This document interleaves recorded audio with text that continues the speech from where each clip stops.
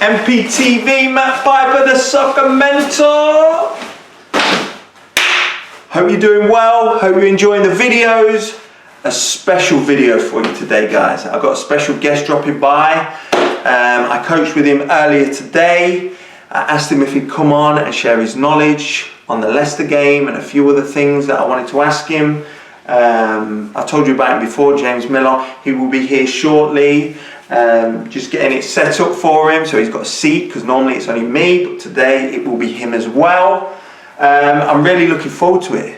Test out my interview skills on him, and we'll see what we get. I'm looking forward to it. He's a top fella. I've known him for years, and he's a real good coach, so it'll be good to get his insight on some of the things.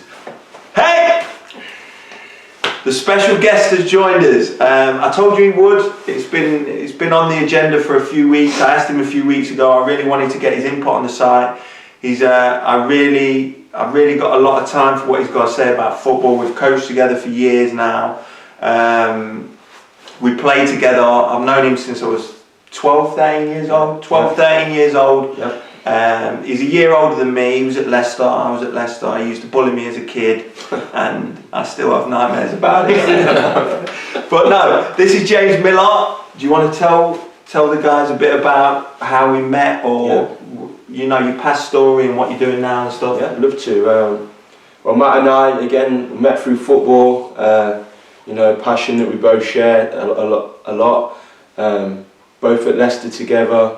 Matt went the whole way, and I. You should have.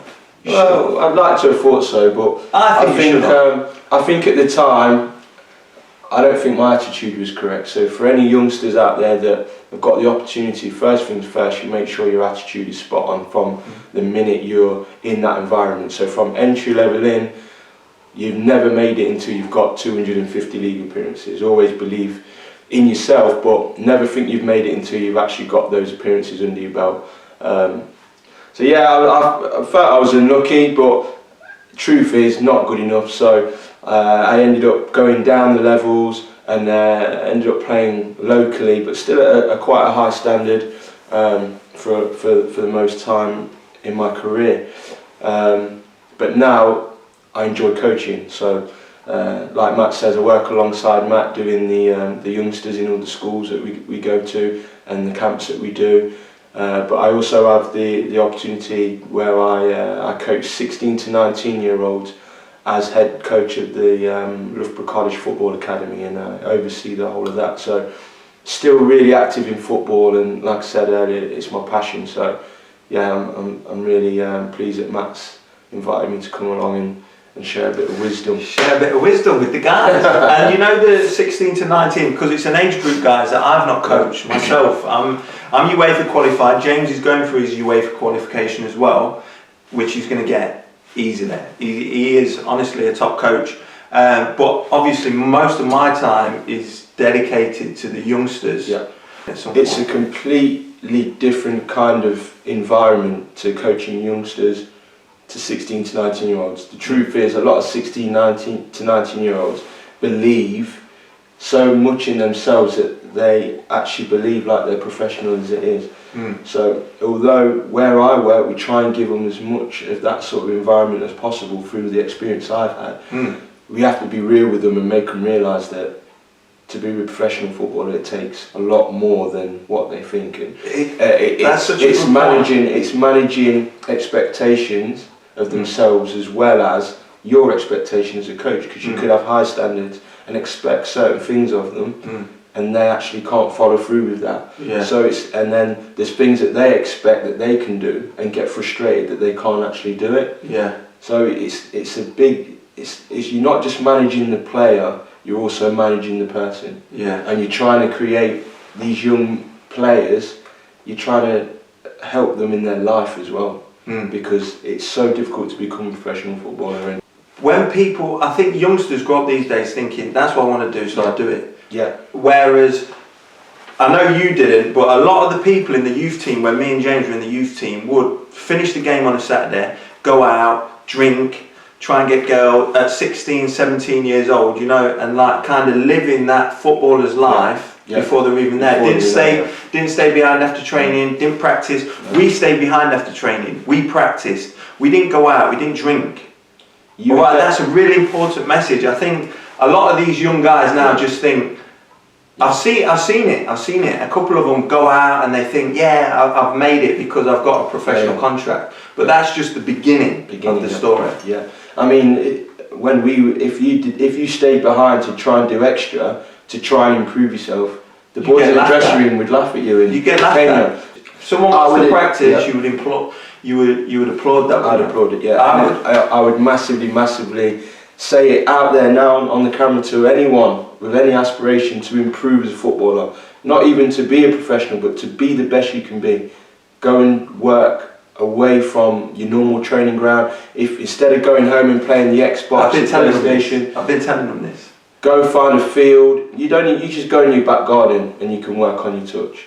You can go to the nearest field and just practice your long passes. Dribbling round cones, practicing your passing. But you are going to get them people, guys, like take it from me and James, because we've been there, done it. You are going to get these people, they're like, what are you practicing for? You're busy.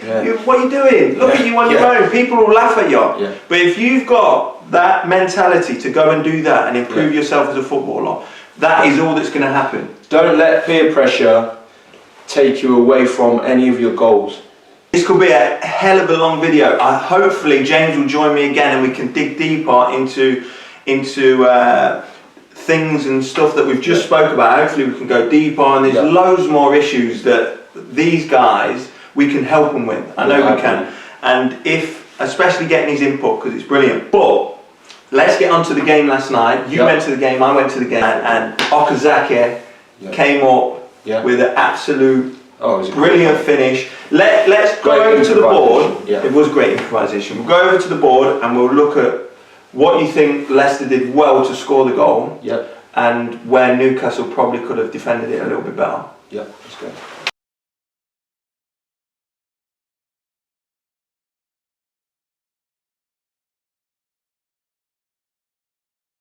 Perez swings the ball in. It gets headed out. With Mitrovic winning it the way he has gone high and far, which is what you always say with defensive headers. What I won't be pleased with is Sissoko's positioning here. As you can see, Newcastle players had a man over in the box anyway. That's an extra man. So what is he doing there? He's actually doing nothing. This is why I've singled him out. Because so we've got Sissoko here. First of all, he's not tight enough to Albrighton. And if he was just doing a defensive job, that would be 6v4, so he's not needed in there. It's not needed, right? But the second thing, what Sissoko does, he's got his body turned facing this way, and he's ball watching. I noticed this in the game. The ball gets swung in from Perez. Sissoko's ball watching first of all, and then his body is side on facing the play. When really, I think he should be more here. He don't have to be touch tight, but he's got to be closer to Albrighton, and his body's got to be open. Half turn, he's got to be able to see that whole picture. He's got to be able to see ball and man. Whole picture. Ball and man. This is what I tell you guys all the time. Got to be able to see ball and man, because with his positioning here, once Mitrovic heads it out, you're right. I don't think it's a terrible header. It's not a terrible header. If Sissoko's there, he wins the next ball. Because he's in front of Albrighton. Exactly, and he's got the ball high and far, so no problems with Mitrovic. That's what we're saying, So the problem comes when Sissoko's not tight enough. Secondly, once that ball's headed out, because he's in the wrong position, fair enough. He could have made up for it, I think, if he sprints. Because if you watch what he did last night, he ambles out. So it gives Albrighton the time and the space to deliver that ball back in. I want my guy here. All right, I'm putting my hands up as a manager. He's in the wrong position. But then he could have made up for it by sprinting out and closing down the crossing angle. Albrighton then's got a decision to make. Does he take him on? But Sissoko's faster than Albrighton. So he'd have to play backwards, and then we're all secure at the back. But as soon as that header's won as well, if Sissoko goes, they've all got to go. Without rushing out and leaving men in, they've got to check their shoulders obviously, but they've got to try and get up to here and leave them in. And you made a good point about Sissoko earlier as well. I did. I feel with Sissoko, with him starting here, massive error. Not only does he, if he gets tied to Albrighton here, he's tight to win the next header, but also he's one of Newcastle's quickest players. You notice they didn't leave anybody higher up the field. So surely if that ball's won and he wins the next one, he's very, very fast at travelling with the ball. He could break out very, very quickly, which would allow the rest of the Newcastle guys to go and join him. And hopefully he caused a massive threat to what Leicester have got there. They left Simpson at the back on his own. So he'd almost be 1v1. So he's not done none of that, what we suggested. He's not done any of that. He's just having a cigar on the back post, just thinking, I'm picking my weekly wage up. Yeah. So anyway, Albrighton gets a decent ball in. Yeah. Lascelles comes, try and win it. He gets underneath the ball. Yeah. It's not really a mistake, I would say. No. Gets flicked to the back post. Yeah. Vardy's out jumped Colback, who's not a fullback anyway, and he's one of the shortest guys on the pitch. Yeah. So no real mistake here from Colback. No. Vardy wins the header. This is what I wanted to ask you. Why, in your opinion, why he did this? As the ball comes back over from Vardy, this is Okazaki, our goal scorer. Yeah. Lascelles, who's marking him, drops right back towards the goal and near enough stands on the goal line, if you remember, which gives him the space to do obviously the unbelievable finish that he's done. What do you think's in Lascelles' mind when he's done that? To block it. So you think he already thinks Okazaki's going to get that? He's shaped up to do this. I can't get in front of him. I can't apply any more pressure to it. If I drop off, maybe his overhead will hit me in the chest or hit me in the face. Yeah. I'd actually prefer him to step onto it rather than step back. That's why I brought it up, because I think at the other end, Al Huth and Morgan have been playing this season. One of them two are taking a boot in the face to stop that goal. Yeah, not dropping backwards. No. So you've got to go and engage that to stop Okazaki doing what he did, or at least try and put pressure on him. That's what I'd like my centre halves to do, 100%. But we got to say, wonderful improvisation from Okazaki and a great finish. And that is what wins Premier League titles. So the last thing we've set up, Mr. Miller, is Leicester's remaining games of the season. Yeah. So this is basically our Premier League prediction. Yeah. I'm going to take Leicester. Yeah. You take Tottenham. Yeah. And we'll see where we're at. Draw. Home against Southampton. Draw. Sunderland win. West Ham at home. Draw. Swansea win. Man U away. Draw. Everton home. Win. Chelsea away to win the Premier League title. Win. You got Tottenham. Right. I think draw. Loss. I think they'll beat Man U at home.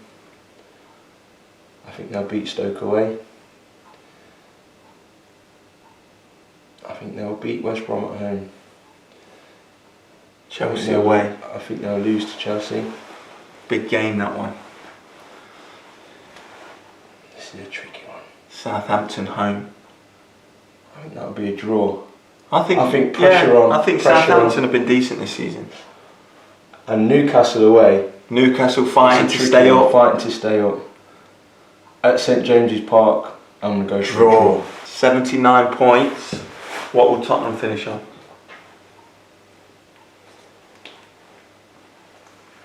70. Got a lot of wins there. I think Leicester are capable though, mate. Yeah. I think you've been a little bit harsh on Tottenham there, but that's our Premier League predictions. Leicester City, Premier League champions. What did you think? Guys, I hope you could just tell from the short time that he spent with us, he knows a lot about football. He's a real good coach. And I hope you've enjoyed this episode. I've enjoyed having him on. I'm going to try and get more people on, but if I can get him on again, I will do so, because you know, at the start of that, when we started talking about the past that we've both been through, and it would be good to get his take on things, because I found it a struggle, but eventually I kept at it, and my talent and everything, my hard work, will, determination allowed me to make it. But unfortunately James just fell a little bit short, and I don't think it was talent reasons. He says himself it was attitude.